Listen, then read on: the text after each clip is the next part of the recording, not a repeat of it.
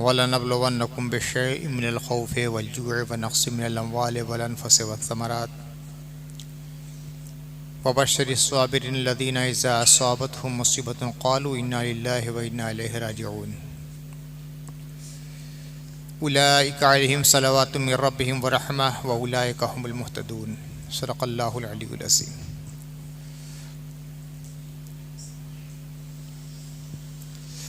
हज़रात, फ़िलहाल हिंदुस्तान के हालात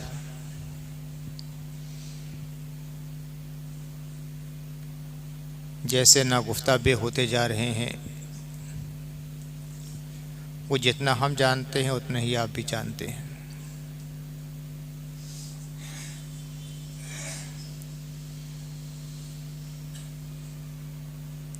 सियासी शोबदागरों ने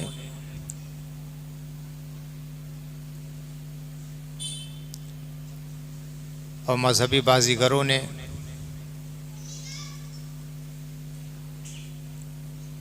हमारे मुल्क वजीर हिंदुस्तान को जिस क़ारे मज़ल्लत में ढकेलने का तहैया कर रखा है, उससे हर मुसलमान अच्छी तरह वाकिफ़ है, बल्कि हर हिंदुस्तानी और बाशिंदगाने वतन उससे पूरी तरह बाखबर हो चुके हैं। मज़हब के नाम पर आज जो गंदा खेल खेला जा रहा है, वो हिंदुस्तान को तबाही के किस मकाम तक ले जाएगा, उसका सही अंदाज़ा भी आज नहीं हो पा रहा है। अभी बाराइश का मसला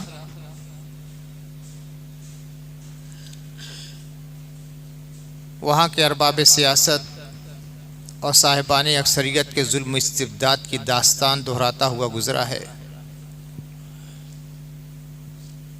फिर संबल का वाक़या, वहाँ की तारीख़ी जामा मस्जिद, उस पर अक्सरियती फ़िरक़े का ये दावा कि ये मंदिर है हमारा, और फिर उस पर सर्वे का आदेश। फिर ताज़ा हादसा ये कि कुछ शरपसंदों का ये दावा कि ख्वाजा हिंद ख्वाजा गरीब नवाज़ वारिसुन नबी फ़िल हिंद हज़रत सैयदना शेख मोइनुद्दीन अजमेरी का जहाँ आस्थाना है, उस जगह के बारे में यह दावा कि यहाँ शिव मंदिर था। अफसोस ये कि अजमेर की अदालत ने इस रेट को कबूल भी कर लिया, कुछ पर सुनवाई होगी। ये सारे हादसात और इस तरह के वाक़यात एक हसास आदमी को हमेशा मुतफक्किर बनाए रखते हैं कि ना जाने हिंदुस्तान का क्या होने वाला है। अभी चंद साल कबल बाबरी मस्जिद का कदिया सामने आया।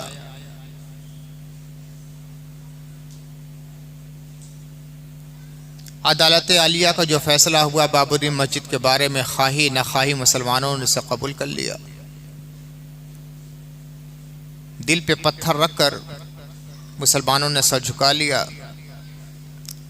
और उस तारीख़ी सब्र व तहम्मुल का इजहार किया जिसकी मिसाल नहीं मिलती है। इतना बड़ा हादसा हो गया मगर मुसलमानों ने छू नहीं किया। क्यों? उन्हें अपने हिंदुस्तान से प्यार है। वो ये जानते हैं कि इस मसले को हम बढ़ावा देंगे तो हमारे हिंदुस्तान का इत्तेहाद पारा पारा हो जाएगा, हमारे मुल्क अजीज़ में आग लग जाएगी। इसलिए खामोश रह गए, दिल पर पत्थर रखकर। लेकिन उन्हें क्या खबर थी कि एक फैसला न जाने कितने गलत फैसलों के दरवाजे खोल देगा। हिंदुस्तान आज़ाद हुआ था अंग्रेज़ों की ग़ुलामी से।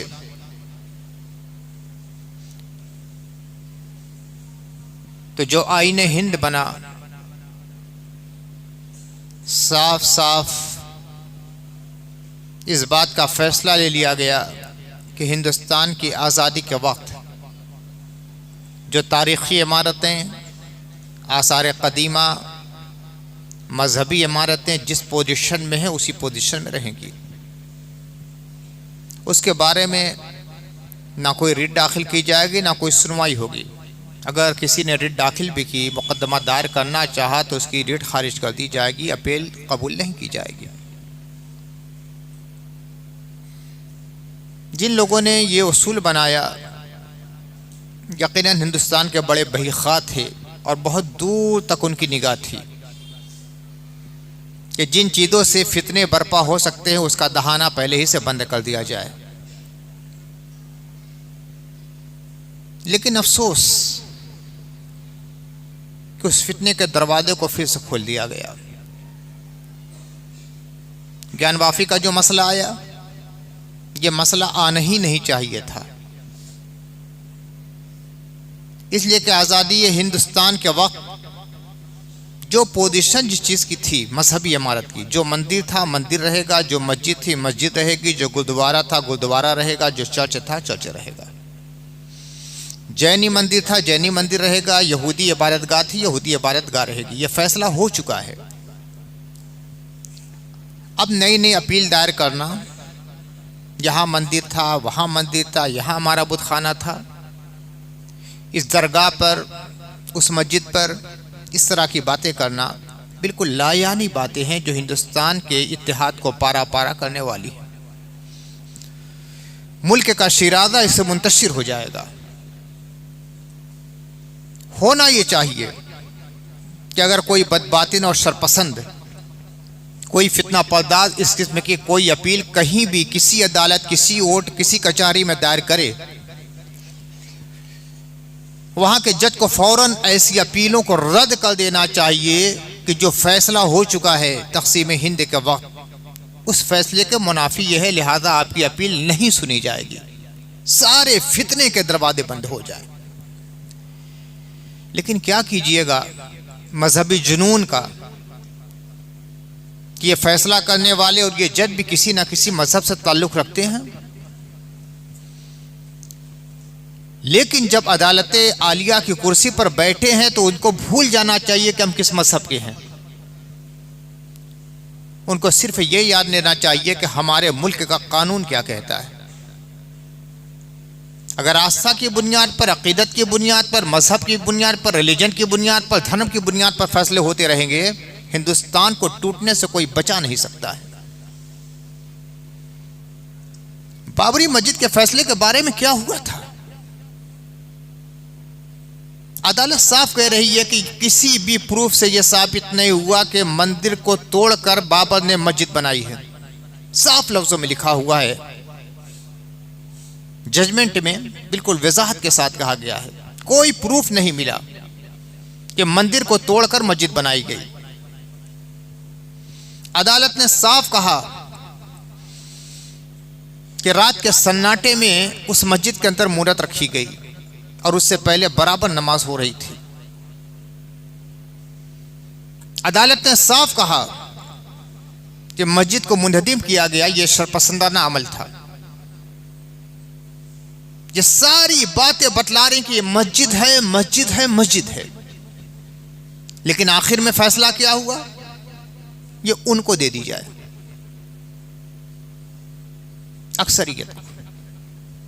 अक्सरियत की आस्था आस्था है, अक़लियत की आस्था आस्था नहीं है। इनकी कोई अक़ीदत नहीं है। मुल्क आस्था की बुनियाद पर कभी नहीं चलता है। जो जमहूरी मुल्क है, हाँ मजहबी मुल्क है, उसकी बात अलग है, वहाँ का कानून मजहबी है, जिस मजहब से भी ताल्लुक़ रखते हो। लेकिन जो जमहूरी मुल्क है, सेकुलर मुल्क है, वहाँ आस्था की बुनियाद पर मुल्क नहीं चलता है, कानून की बुनियाद पर चलता है। सदर जमहूरिया भी हलफ लेता है तो अपने मजहबी किताब को लेकर हलफ नहीं लेता। प्रधानमंत्री हलफ लेता है तो अपनी मजहबी किताब लेकर हलफ नहीं लेता है। कोई वजीर आला हलफ लेता है तो अपनी मजहबी किताब लेकर हलफ नहीं लेता है। कोई एमएलए या एमपी भी अगर हलफ लेता है तो मजहबी किताब की बुनियाद पर नहीं, बल्कि जो आईन हिंद है उसकी बुनियाद पर हलफ लेता है। यानी इसकी पासदारी करना, इसकी हिफाजत करना, इसको तहफ़्फ़ुज़ फराहम करना, यह हमारा काम है और हमारी जिम्मेदारी है। उसी तरह कोई जज बनता है तो वो भी पाबंद होता है उसूल का। जो आईन हिंद है, हिंदुस्तान का उसूल और दस्तूर है, उसका पाबंद होता है। अपने मजहब का पाबंद नहीं को अदालत आलिया में अपने घर जाकर अपने मजहबी रसूम अदा करे, मगर अदालत में कदम रख दिया है तो वो अपने मजहब की बुनियाद पर फैसला नहीं करेगा, बल्कि हिंदुस्तान का जो कानून है उसकी बुनियाद पर फैसला करेगा। लेकिन बुरा हो इस जुनूनी ज़हनियत का कि अदालत पर भी आज मजहब मुसल्लत होता चला जा रहा है। संभल का मामला क्या हो रहा है? कई 100 साल से मुसलसल जहां नमाज अदा की जा रही है, संभल की तारीखी जामा मस्जिद, आज उसमें दावा कर दिया गया है कि यह हरी मंदिर है, उसको तोड़कर मस्जिद बनाई गई। इसका बिल्कुल आसान सा जवाब यह था कि देख लिया जाए कि आज़ादी हिंद के वक्त उसकी पोजीशन क्या थी। कानून यही कहता है, आज़ादी हिंद के वक्त पोजीशन क्या थी। सर्वे का आदेश क्यों दिया जा रहा है? कानून का जो मंदिर है, अदालत है, वहां कानून को तोड़ा जाए तो फिर कानून का रखवाला कौन बचेगा? जिनकी सबसे बड़ी जिम्मेदारी है कि आईने हिंद की पासदारी करें, वही आईने हिंद को अपने पैरों से कुचल देंगे तो आईने हिंद को सर पर रखने वाला कौन होगा? आईने हिंद यह कहता है कि हिंदुस्तान की आजादी के वक्त संभल की जामा मस्जिद जिस पोजीशन में थी उसी पोजीशन में रखी जाए और उसके खिलाफ कोई भी बात ना सुनी जाए। फिर सर्वे का आदेश देना यह आईने हिंद को अपने पैरों से कुचलने के मुताबिक है। यह मामला चल ही रहा था, अब नया मसला क्या आ गया? हिंदुस्तान के वलियों के सरदार अल्लाह के नबी सल्लल्लाहु अलैहि वसल्लम ने हिंदुस्तान में जिसको इशाअत इस्लाम के लिए भेजा था, पूरे मुल्क हिंद में जिन्होंने मोहब्बत की, बादे बहारी चलाई,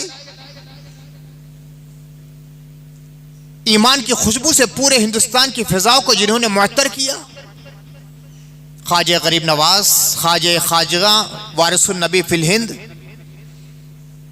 इमाम चिश्त हज़रत सैयदना मोइनुद्दीन अजमेरी के आस्थाने के बारे में अब ये नया दावा सामने आ गया कि यहाँ मंदिर था, उसके ऊपर इस आस्थाने की बुनियाद रखी गई। जिसने भी ये दावा किया और अपनी दरख्वास्त लेकर अदालत में गई, वो शख्सियत, अदालत का फर्ज था कि फौरन रिजेक्ट कर दिया जाए। ये अपील काबिल सुनवाई है ही नहीं, लेकिन अजमेर की अदालत ने इसे सुनवाई के लिए इजाजत दे दी। फैसला क्या होगा वो तो मुस्तकबिल की बात है, लेकिन उसका अंजाम क्या होने वाला है, हिंदुस्तान में कैसी आग लगेगी, इसका अंदाजा शायद लोगों को अभी नहीं है। पूरे हिंदुस्तान के मुसलमानों का मर्जा और मरकज़ अक़ीदत वो आस्थाना है।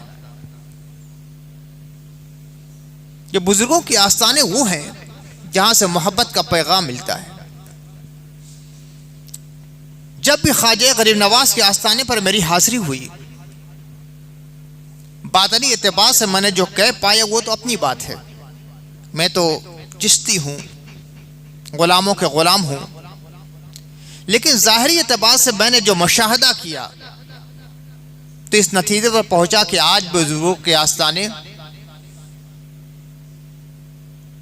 नफरत की खाइयों को पाटते हैं और मोहब्बत के पुल तामीर करते हैं। कभी भी मुझे ऐसा नहीं मिला कि सिर्फ मुसलमान वहां रहे हों। जब जब मैं आस्थाने ख्वाजा गरीब नवाज पर गया, मुतादिद बार मेरी हाजिरी हुई। मुसलमान भी हैं, गैर मुस्लिम भी हैं, ईसाई भी हैं, हिंदू भी हैं, सिख भी हैं, वहां किसी को रोका नहीं जाता है। मुसलमानों के ये मरकज़ अकीदत हैं, मुसलमानों के वली हैं, मुसलमान बुजुर्ग हैं, लिहाजा दूसरे मजहब वाले ना आए। सब आ रहे हैं और अपनी वुसअते दिल के मुताबिक फैज़ भी पा रहे हैं। अगर एक गैर मुस्लिम आगे है, मुसलमान पीछे है, तो उस मुसलमान को आगे नहीं किया जाएगा, गैर मुस्लिम को पीछे नहीं किया जाएगा। उसी तसलसल के साथ और उसी तरतीब के साथ लोग हाजिरी देते हैं जिस तरतीब से लोग आते हैं। पगड़ी बांधे हुए सिख भी नजर आए मुझे, टीका लगाए हुए हिंदू भी नजर आए, हयत कज़ाई से कुछ सिख मालूम हो रहे थे वो भी मुझे नजर आए। सब अपने अपने अंदाज में ख्वाजा गरीब नवाज के राग अलाप रहे हैं, उनकी मिदत सराई कर रहे हैं। ऐसे मरकज़े मोहब्बत के बारे में जब इस किस्म का गलत तासुर पेश किया जाएगा तो उसका अंजाम क्या होगा, पूरे मुल्क का मुस्तकबिल क्या बनने वाला है। यह सिर्फ मुसलमानों का मामला नहीं है, सिर्फ मस्जिदों और आस्थानों का मामला नहीं है, सिर्फ मदरसों का मामला नहीं है, यह पूरे मुल्क का मामला है। जब सबसे बड़ी अक़लियत के दिली जज्बात को कुचल दिया जाएगा पैरों से, तो क्या हिंदुस्तान के अंदर मोहब्बत का माहौल कभी पैदा हो सकता है? मजहबी जुनून के नाम पर कुछ लोग हिंदुस्तान को पारा पारा करना चाहते हैं। जो लोग ये सोचते हैं कि हम इसको हिंदू मुल्क बना लेंगे, वो पागल का ख्वाब देख रहे हैं। ये कभी नहीं हो सकता है। सब्र की भी एक इंतहा होती है और जुल्म की भी एक हद होती है। सब्र का जाम लबरेज हो जाता है तो इतनी जबरदस्त छलकता है कि रोके नहीं रुकता है। कब तक करते रहेंगे, कब तक जब्त करते रहेंगे।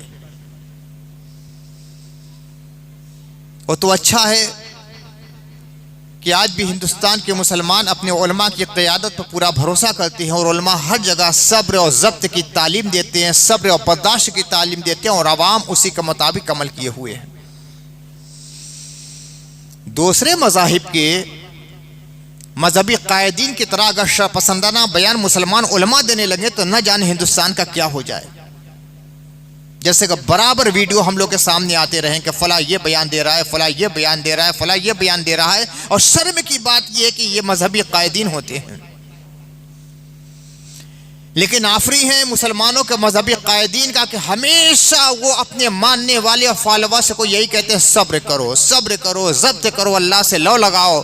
मोहब्बत का जो पुल हमारे बुजुर्गों ने तामीर किया है उसको टूटने ना देना। बड़ी मुश्किल से हिंदुस्तान आज़ाद हुआ है और हिंदुस्तान को आज़ाद कराने के लिए सबसे ज़्यादा कुर्बानी मुसलमानों ने दी है। शायद कुछ दिनों में यह शुबा हो कि जब मुसलमान अक़लियत में तो सबसे ज़्यादा कुर्बानी क्यों हुई इनकी, जब बात समझ में नहीं आती। जो अक्सरियत में होगा कुर्बानी भी ज़्यादा उनकी होगी। उसका सबसे बड़ा सबब यह है कि जब मुसलमानों की हुकूमत थी उसी ज़माने में अंग्रेज़ों ने हिंदुस्तान में अपने कदम जमाना शुरू किया और मुसलमानों की हुकूमत ख़त्म हुई है और उनके तख्त हुकूमत पर अंग्रेज़ों ने अपना तख्त इस्तिबदाद बिछाया है। उनकी लाशों पर अपना सिंहासन रखा है। तो जिसकी हुकूमत जाएगी सबसे ज़्यादा मुदाफ़ियत के लिए वही तो उठेगा।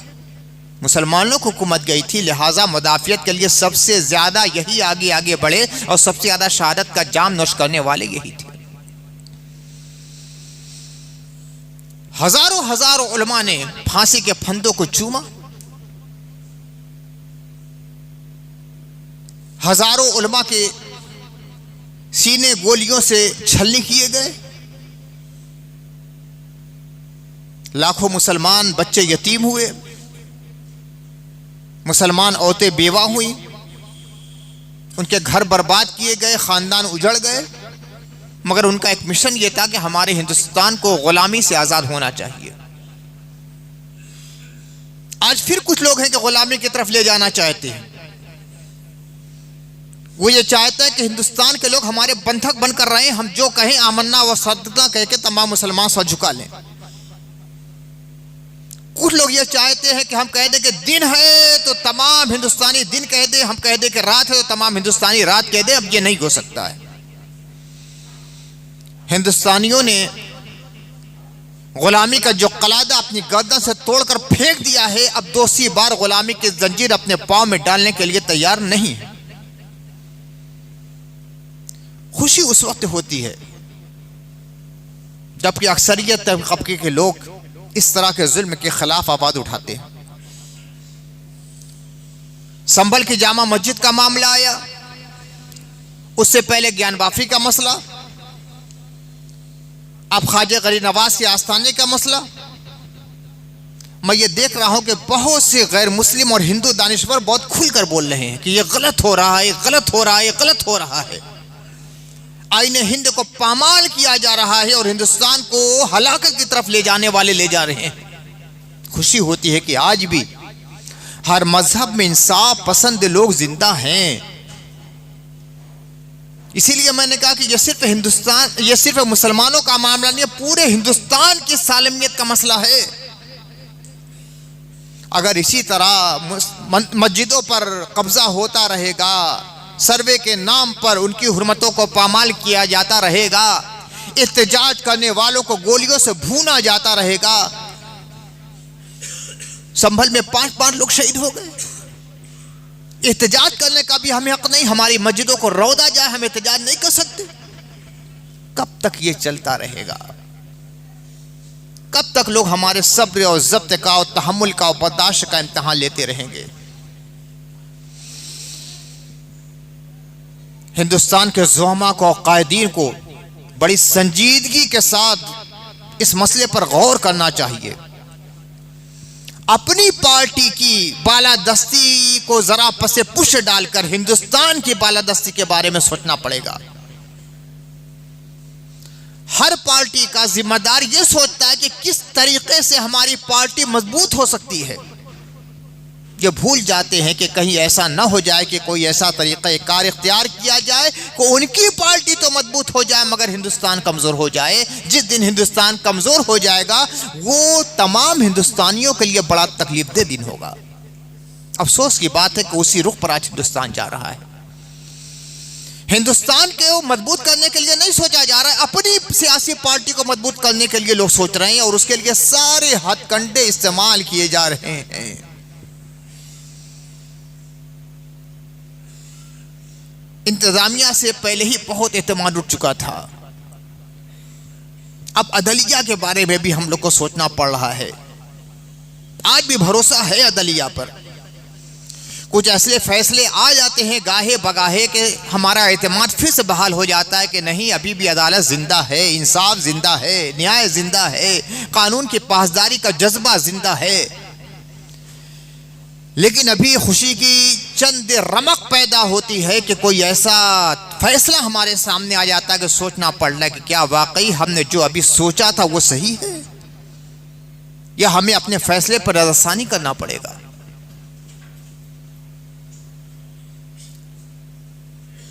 ऐसी अपीलों को फौरन मुस्तरद करने की जरूरत है और सबसे पहले आईने हिंद की पासदारी और उसका पासो लिहाज, ये सबसे अहम चीज है। आईने हिंद को छोड़कर हिंदुस्तान की सेकुलरियत को और उसकी जमहूरियत को बाकी नहीं रखा जा सकता और आईने हिंद के तहफ्फुज़ के लिए हर हिंदुस्तानी को आवाज उठाना चाहिए। अभी चंद दिन पहले जो वक्फ का मसला था और अभी चल रहा है, ये कोई मामूली मसला नहीं है। ये मुसलमानों के हुकूक में मुदाखलत का मसला है।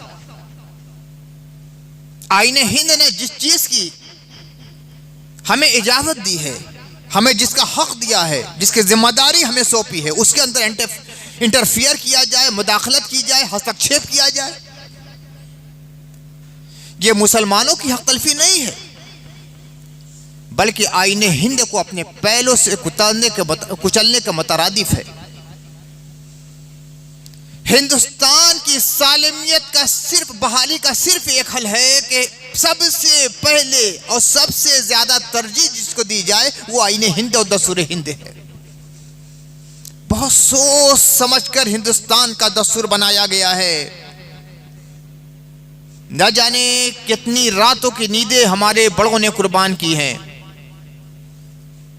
हर मजहब के लोग मौजूद थे, मजहबी कायदीन भी हैं, सियासी रहनुमा भी हैं,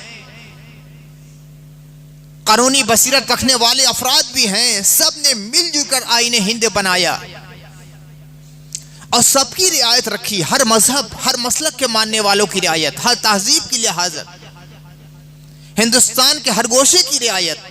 और सबका मकसद ये था कि ऐसा कानून, ऐसा आईन, ऐसा दस्तूर बना दिया जाए जिससे हिंदुस्तान पनप सके, फल सके, फूल सके और तरक्की की राह पे गामजन हो सके। और यह कहा जा सकता है कि एक जमहूरी मुल्क के लिए इंसान जो बेहतर से बेहतर आईन बना सकता है वो यही आईन है। अब जाहिर सी बात है, इंसान का बनाया हुआ कानून खुदा के कानून के बराबर नहीं हो सकता है, लेकिन इंसान अपने महदूद दायरे इल्म इख्तियार में रहते हुए जो अच्छा से अच्छा कानून बना सकता है, उसकी मिसाल हमारा आईने हिंद है। लेकिन जिन लोगों को आईने हिंद के तहफ़्फ़ुज़ के लिए सबसे आगे होना चाहिए था, वही रह का आईने हिंद को पामाल करने की बात करते हैं, उसमें तब्दीली लाने की बात करते हैं, उसमें मुदाखलत की बात करते हैं, उससे हस्तक्षेप की बात करते हैं। यह चीज बड़ी तशवीशनाक है। जब आईने हिंद को कुचल दिया जाएगा तो हिंदुस्तान की सालमियत का जनाजा भी उठ जाएगा। फिर हिंदुस्तान नहीं रह जाएगा। हम जैसे लोगों को डर यही है कि फिर कहीं तक़सीम हिंद की नौबत ना आ जाए, और मुसलमान पूरी कोशिश करेंगे कि यह नौबत आने ना पाए। तक़सीम का दुख एक बार हम झेल चुके हैं, अब दूसरी बार इस दुख को झेलने के लिए हम तैयार नहीं हैं। हर हिंदुस्तानी को, खा वो मुसलमान हो, खा हिंदू हो, खा ईसाई हो, खा जैनी हो, खा सिख हो, किसी भी मजहब से ताल्लुक रखता है, सबसे पहले यह सोचना चाहिए कि हम जो कर रहे हैं या जो कह रहे हैं,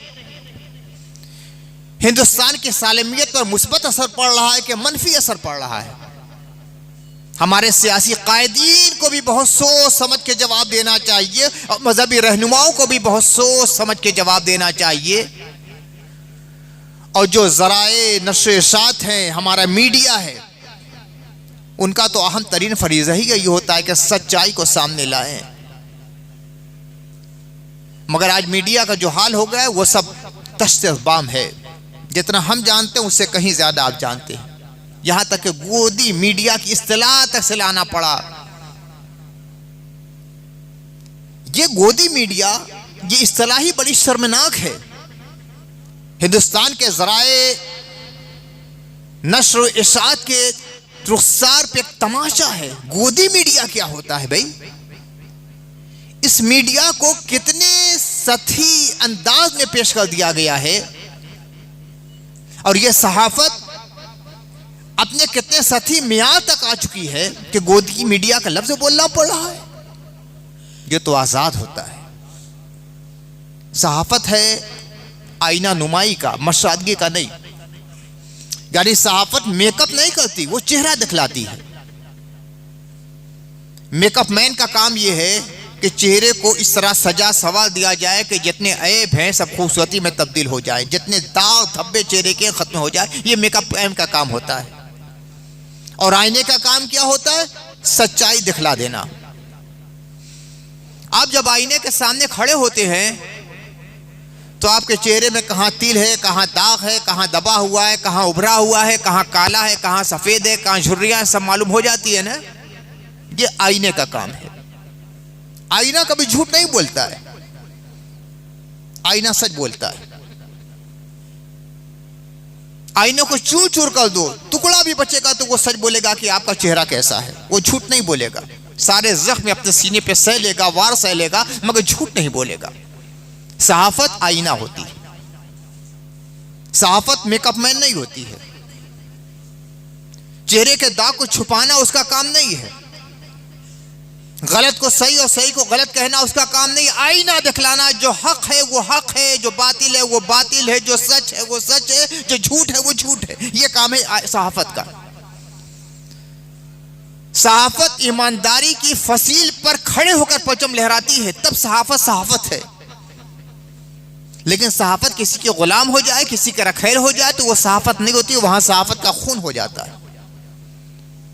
आज मीडिया का यही आलम हो गया है, मीडिया गुलाम बन चुकी है, सहाफत रखेल हो चुकी है, फहाशगी के बाजार में इसने कदम रख दिया है। सहाफत को खरीदा नहीं जा सकता, सहाफत को पाबंद जंजीर नहीं किया जा सकता। हिंदुस्तान की आजादी में एक अहम रोल सहाफत ने भी अदा किया है। उस वक्त जो सहाफी थे, न जाने कितनी बार जेल में डाले गए, न जाने उनके पड़ोसों पर कितनी बार जो ताले चढ़े हैं, न जाने उनके दफ्तरों को कितना तोड़ा गया है। मौलाना अबुल कलाम आजाद उस वक्त हिंदुस्तान के अजीम सहाफी थे। अल बलाग और अल हिलाल उनकी आवाज के नशिया के लिए सबसे अहम जरिए थे। लेकिन कई बार ऐसा हुआ कि उनके दफ्तर पे ताले लगा दिए गए, उनके जेल की सलाखों के पीछे डाल दिया गया, इसलिए कि उनका कलम सच बोलता था। सहाफी का कलम बिकता नहीं है, और जिसका कलम बिक जाए वो सहाफी नहीं रहता है। लेकिन आज सहाफत बिक चुकी है। जो पेश किया जा रहा है वो है नहीं, जो है वो पेश नहीं किया जाता है। जिस पे भरोसा किया जाए, किस में एतमाद किया जाए। कुछ सोशल मीडिया है जो हक़ाइक़ कुछ हमारे सामने रखती है, मगर सोशल मीडिया का भी बुरा हाल है। सहाफत का जो मियार है वो खत्म हो चुका है। हर शख्स दूसरे को खुश करने के लिए सहाफत को नीलाम कर रहा है। हमारे ऊपर मुस्बत असर हो कि मनफी असर हो, सहाफी को यह कभी नहीं देखना होता है। जो हकीकत है उसको पेश करना सहाफत का सबसे बड़ा जिम्मेदाराना अमल होता है। बाहर कैफ हिंदुस्तान के हालात बहुत नागुफ्ता पे होते चले जा रहे हैं। बनारस से लेकर संभल तक, संभल से लेकर अजमेर तक शरपसंदी की एक चादर तान दी गई है। उसके असरात और नताइज क्या होने वाले हैं, हम जैसे फिक्र रखने वाले लोग बहुत परेशान हैं कि न जाने हिंदुस्तान का मुस्तकबिल क्या होगा। मगर जब गैर मुस्लिम मुबस्सरीन की तहरीरें पढ़ते हैं या उनके इंटरव्यूज सुनते हैं जो वाकई हिंदुस्तानी हैं, तो उम्मीद की कुछ किरण चमकती हुई नजर आती है कि नहीं, आज भी सच जिंदा है हिंदुस्तान में। काश हमारे सियासी मुबस्सिरीन को चश्मे बसीरत मिल जाए और वो अपनी पार्टी के बारे में जितना सोचते हैं उससे ज्यादा हिंदुस्तान के बारे में सोचने लगे। पार्टी बात की चीज है, उससे पहले हिंदुस्तान है। कोई कांग्रेसी है, कोई भाजपाई है, कोई बसपा का है, कोई सपा का है, किसी दूसरे दल का है, ये बात का है। ये सब हिंदुस्तान की पार्टियां हैं। हिंदुस्तान है तो ये पार्टियां हैं। सबसे पहले हिंदुस्तान के बारे में सोचना चाहिए। किस अमल के जरिया हिंदुस्तान मजबूत होगा, किस अमल के जरिया हिंदुस्तान कमजोर होगा। सैकड़ों मसाइल हिंदुस्तान के सामने खड़े हैं। कसाद बाजारी का मसला है, महंगाई का मसला है, कारोबार मुसलसल कमजोर होते जाते हैं, यह अहम मसला है। लेकिन सबसे बड़ा मसला यह है कि आज दिलों के अंदर नफरत के शोले भड़क रहे हैं। अंग्रेजों से पहले हिंदुस्तान में मुसलमान भी थे, हिंदू भी थे, ईसाई भी थे, सिख भी थे, सब थे। मगर मजहब के नाम पे कभी जंग नहीं होती थी।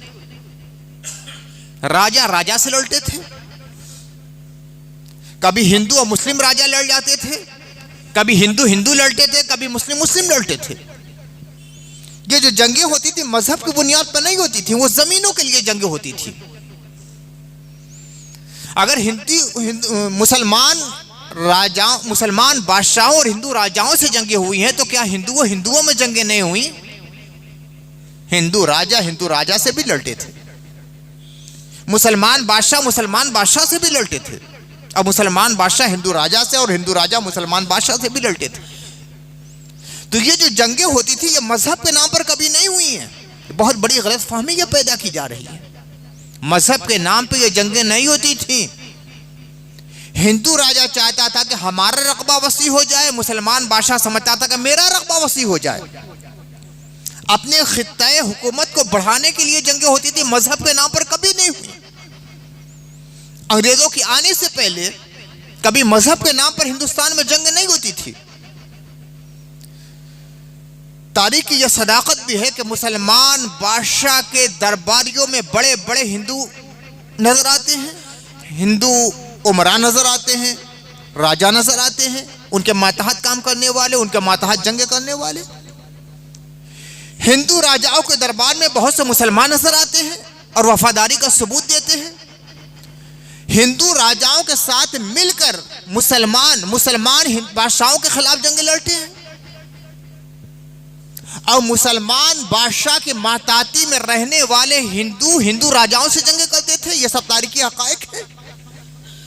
अगर मजहब के नाम पर यह जंग होती तो हिंदू राजाओं से जंगे ना करते और मुसलमान बादशाहों से जंगे ना करते, लेकिन यह सब हुआ है।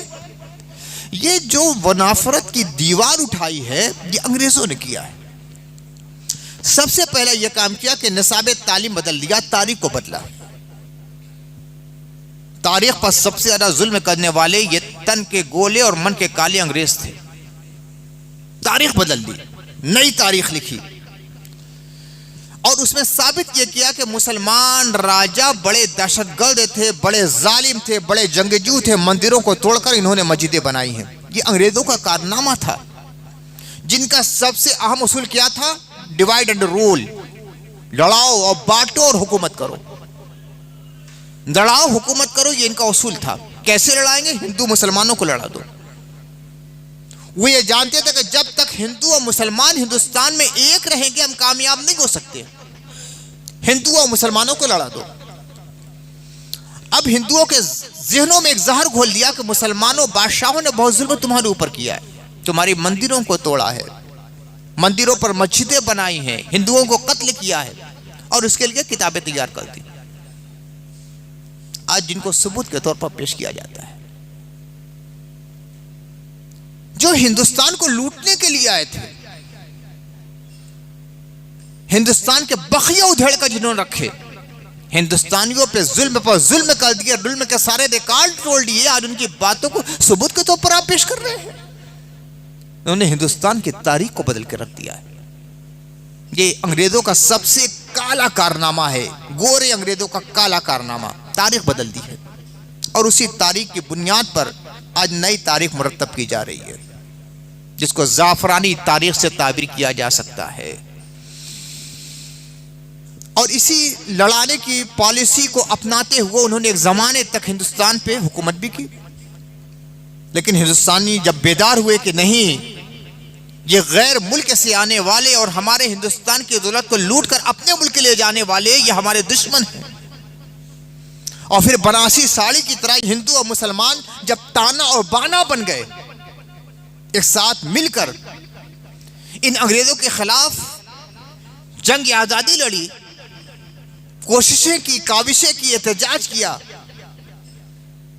फांसी के फंदों को चूमा है, दारो रसन से गुजरे हैं, कैद खानों को आबाद किया है, तो फिर हिंदुस्तान आजाद हुआ है। हिंदुस्तान में आजादी की एक नई सुबह बेदार हुई है। दोनों की कुर्बानियां बराबर की शरीक है। जैसे हिंदुस्तान में आजादी के लिए मुसलमानों ने और गैर मुस्लिमों ने मिलकर शाना बशाना अंग्रेजों के खिलाफ जंग लड़ी है, आज हिंदुस्तान के दरो दीवार, हिंदुस्तान की मस्जिदें और मंदिर और गुरुद्वारे, हिंदुस्तान के आस्थाने, हिंदुस्तान के तालीमी मराकिज, हिंदुस्तान की तहजीबें, इस बात का मुतालबा करती हैं कि उस ज़माने की तरह इत्तेहाद का मंजर फिर बतलाना पड़ेगा और दिखलाना पड़ेगा कि हिंदू, मुस्लिम, सिख, ईसाई शाना बशाना होकर उन तमाम कुव्वतों के खिलाफ खड़े हो जाएं जो हिंदुस्तान के शिराजे को मुंतशिर करने के लिए दरपे हो चुकी हैं। जुल्म होता रहे, नफरत की चिंगारी भड़काती रहे। हमारा सबसे बड़ा जिम्मा है कि मोहब्बत का ऐसा मुजाहरा करें कि गैर मुस्लिम भी टूट टूट कर उनकी जमातों से हमारी तरफ आएं और जो आप हक की आवाज़ बुलंद करें आपके वो हम ज़बान हो जाएं। जुल्म का जवाब जुल्म नहीं है, तशद्दुद का जवाब तशद्दुद नहीं है।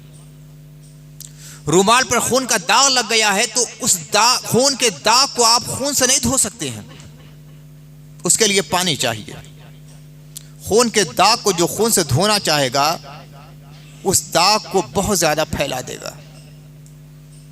आग लगी हो तो आग के जरिए आग को नहीं बुझाया जा सकता है। आग बुझाने के लिए पानी की जरूरत है। कोई आग लगाता रहे आपको पानी लेकर दौड़ना पड़ेगा, लेकिन अगर बेहिसी के साथ बैठे रहे तो आपके घर में आग लगेगी, आप रोक नहीं सकते हैं। अलमिया यह है कि मुसलमान बेहिस हो चुके हैं। उनके मदारिस, उनकी मसाजिद, उनकी मिली तंजीमें, उनके बुजुर्गों के आस्थाने सब निशाने पर हैं, मगर हम बेहिस हो चुके हैं।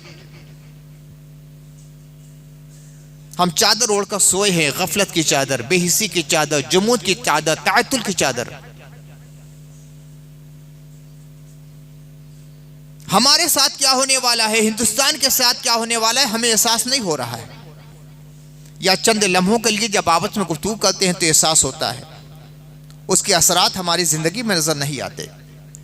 आफरी सद आफरी है आपके जज्बात को कि आप जुल्म का जवाब जुल्म से नहीं देते और कभी नहीं देना चाहिए। आप भड़कती हुई आग के जवाब में आग नहीं भड़काते और कभी नहीं भड़काना चाहिए। ये मुल्क हमारा मुल्क है, आग लगेगी तो सबसे ज्यादा हमें तकलीफ होगी।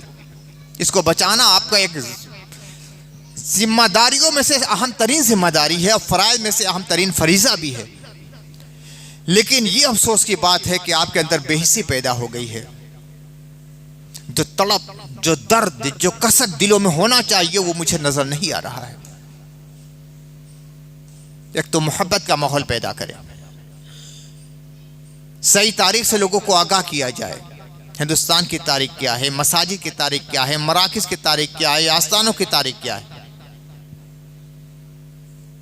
बज़नी के जो जाले तने हुए हैं दूसरों के ज़हनों पर, उन जालों को तोड़कर हटा दिया जाए, ये आपकी जिम्मेदारी है।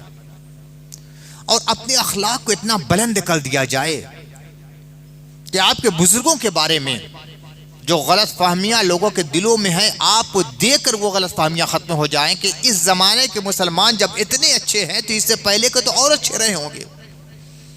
उनके बारे में जो गलत बातें कही जाती हैं वो यकीनन गलत है, उसका कोई असर हमें नहीं लेना चाहिए। वो हिंदुस्तान की दोषी कौमें यह सोचने पर मजबूर हो जाए। मेरे अजीज़ों, मेरे बुजुर्गों, मेरे दोस्तों, बड़े नाजुक दौर में हम सांसें ले रहे हैं। अजीब दोराहा हमारे सामने है। एक तरफ बर्बादी का दोराहा है, एक तरफ तहफ़्फ़ुज़ का दोराहा है। आपको तहफ़्फ़ुज़ के दोराहे पर कदम बढ़ाना पड़ेगा। जो रास्ता तहफ़्फ़ुज़ की तरफ जाता है, एक हलाकत की तरफ जाने वाला है, एक बका की तरफ जाने वाला है। अगर दोराहे पर खड़े होकर तज़ब्ज़ुब की सूरत में आप खड़े रहे कि इधर जाए कि उधर जाए, इधर जाए कि उधर जाए, तो हलाकत के जो शोले बढ़ रहे हैं आप उसकी लपट में आ जाएंगे। आपको तहफ़्फ़ुज़ की राह पे जाना है और अपने अमल के ज़रिया, अपने अखलाक के ज़रिया, अपने किरदार के ज़रिया, अपने बेहतरीन कैरेक्टर के ज़रिया अपने बरादराने वतन पर एक मुस्बत असर छोड़ना है। आज हमारे बरादराने वतन हिंदुस्तान में रहने वाली दूसरी कौमों के ज़हनों में हमारी जो गलत छवि आई है ना, उसमें एक मौसर किरदार हमारे किरदार ने अदा किया है। हमारा जो कैरेक्टर है, जो किरदार है, हमारे झूठ बोलने की आदत, हमारी वादा खिलाफी, हमारे बदनियती का मिजाज, हमारी ज़बान पे कंट्रोल ना करना, हमारी जहालत, इल्म से हमारी दूरी, ये सब चीज़ें जो हैं वो हमारे हिंदुस्तान के दूसरे अक़वाम के ज़हनों में हमारी एक गलत तशबीह पेश कर रही हैं। अपने मियार को आपको उठाना पड़ेगा, इल्मी एतबार से, अखलाकी एतबार से, किरदार के लिहाज से, अमली एतबार से, ज़बानी एतबार से, हर एतबार से एक आइडियल मुसलमान आपको बनना पड़ेगा। बहुत सी बातें जो गलत तारीखें पेश कर कर उनके ज़हनों में पैदा की जा रही हैं वो खुद ब खुद दूर हो जाएंगी। आपको देख कर लोग आपके मज़हब के कायल होते जाएंगे। नबी सल्लल्लाहु अलैहि वसल्लम के सहाबा और अल्लाह के रसूल और सहाबा की ज़िंदगियों को अपना आइडियल बनाने वाले हमारे असलाफ, इनकी शख्सियतें इतनी पाकीज़ा हुआ करती थीं, इनके किरदार इतने मुअस्सिर हुआ करते थे कि इस्लाम की इशाअत में बहुत अहम रोल अदा किया करते थे। उनकी ज़बान, उनका किरदार, उनकी सीरत, उनका चाल चलन, उनके आदात व अतवार, ये सब चीज़ें दूसरों को इस्लाम की तरफ कन्वर्ट होने के लिए सबसे अहम रोल अदा करती थी। ला इकराहा फिद्दीन, इस्लाम में जबर नहीं। ख्वाजा हिंद जब हिंदुस्तान में तशरीफ़ लाए तो मुसलमान तो थोड़े से थे, लेकिन ख्वाजा गरीब नवाज और उनके मुतक़दीन और उनके साथियों ने अपने किरदार के ज़रिया ऐसा नक्श जली दिलों पर मुतसम फरमाया है कि जिसकी बिना पर लोग जूख दरजूख हल्का बगोशी इस्लाम होते चले गए। ये अखलाक की ताकत थी, ये किरदार की क़ुव्वत थी। हमारे यही क़ुव्वत कमज़ोर पड़ गई है और जिसकी वजह से तरह तरह के मफासिद का शिकार हम हो चुके हैं। हमें अपने अखलाक को बहुत बुलंद बनाना पड़ेगा, बहुत बुलंद। अपने तालीमी मियार को भी बहुत ऊंचा करना पड़ेगा। सबसे पस्तों में सबसे पस्त तालीमी एतबार से हम हो चुके हैं। जिस इस्लाम की सबसे पहली तालीम थी इक़रा बिस्मि रब्बिकल लज़ी खलक़, कुरान की सबसे पहली आयत कही नाज़िल होती इक़रा बिस्मि रब्बिकल लज़ी खलक़, पढ़ो अपने रब के नाम से जिसने पैदा किया। नमाज का हुक्म बाद में, रोज़े का हुक्म बाद में, ज़कात का हुक्म बाद में, हज का हुक्म बाद में, तमाम फ़राइज़ और वाजिबात की बातें बाद में, तमाम जिम्मेदारियां आपके सर पर बाद में मुसल्लत की गई हैं। सबसे पहले जो जिम्मेदारी आपको दी गई है वो ये इक़रा, पढ़ो पढ़ो पढ़ो। जिस कौम की सबसे पहली तालीम ये दी गई है वही कौम पढ़ने में आज सबसे पीछे है। पिछड़ों से भी पिछड़ गए आप। ये किसका कसूर है? ये सब हमारा कसूर है। अगर तालीम के एतबार से क़ियादत के मंजिल पर आज फायज होते तो आज ये दुख के दिन हमें देखना ना पड़ते जो आज हमारे सामने हैं। सब आपका फॉलो करते, सब आपकी तकलीद करते, सब आपके पीछे पीछे चलते कि मुसलमान इतना आगे हैं तो इनकी तरक्की का राज क्या है। आपकी जुस्तजू में रहते, तजस्सुस होता कि इनके पास कामयाबी की कौन सी शाकलीद है। और जब ये मालूम होता कि इनकी कामयाबी की शाकलीद इल्म है, एजुकेशन है, विद्या है, ज्ञान है, तो आपका फॉलो किया जाता। आपकी सोबत में लोग बैठते, आपके किरदार से लोग कस्बे फैज करते और हिंदुस्तान का माहौल कुछ और होता। अब से भी बेदारी की लहर पैदा कीजिए, तालीम हासिल कीजिए, अपने बच्चों को ऊंची से ऊंची तालीम दिलाइए और अपने अंदर ईमानी अखलाक पैदा कीजिए। अगर दो काम आपने कर लिए, हिंदुस्तान की सियासत का धारा बदल जाएगा। आप ये चाहते कि हमारा लीडर, हमारे नेता तैयार हो जाए, सब बदल जाए, कभी नहीं होगा। अपने इनकलाबी कैफियत अपने अंदर पैदा कीजिए और सबसे पहले दाखिली इनकलाब अपने मुआशरे को गुजारिए, तालीमी इनकलाब पैदा कीजिए, फजूल खर्ची से बचिए, अपनी जिम्मेदारों को आप महसूस कीजिए और ईमान के जो तकाज़े हैं उसको पूरा करने की कोशिश कीजिए। फिर दुनिया की किसी ताकत के अंदर ये जुर्रत नहीं है कि आपको झुका सके और आपको पामाल कर सके और आपके मसाजिद और आपके माबिर पर कोई गंदी निगाह डाल सके। इतना मजबूत आप बन जाइए। एक वक्त लगेगा, बहुत पीछे हो चुके, बहुत पीछे हो गए, वक्त लगेगा, लेकिन जिस दिन आपने सही राह पे कदम रख दिया, समझ लीजिए कि वही इनकलाब का ताज़ा झोंका चलाने के लिए तैयार है। अल्लाह ताला हमें और आपको तौफीक अमल अता फरमाए, हमारे हिंदुस्तान को तहफ़्फ़ुज़ अता फ़रमाए, हमारे मुल्क की हिफाजत फ़रमाए, और जो शातिर जमातें, फितना पर्दास गिरोह हिंदुस्तान के सालमियत के ख़तरा बने हुए हैं, या अल्लाह उन्हें अक़्ल सलीम अता फ़रमा, और हम तमाम लोगों को ईमान के साथ, सलाह के साथ, तक़वा के साथ, परहेज़गारी के साथ अमल करने की तौफ़ीक़ अता फ़रमा। व आख़िर दावा अल्हम्दुलिल्लाहि रब्बिल आलमीन।